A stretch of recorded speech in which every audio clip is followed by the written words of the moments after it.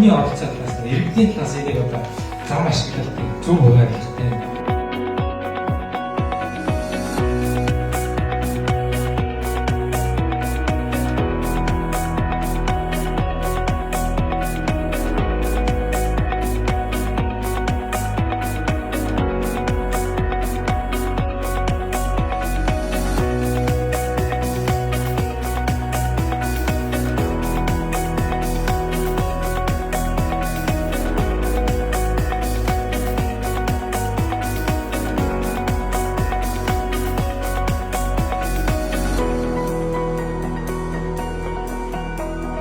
За ингээд автоцам экспо 2023 үзсэрэн конференц хатуу ёсоор хэлж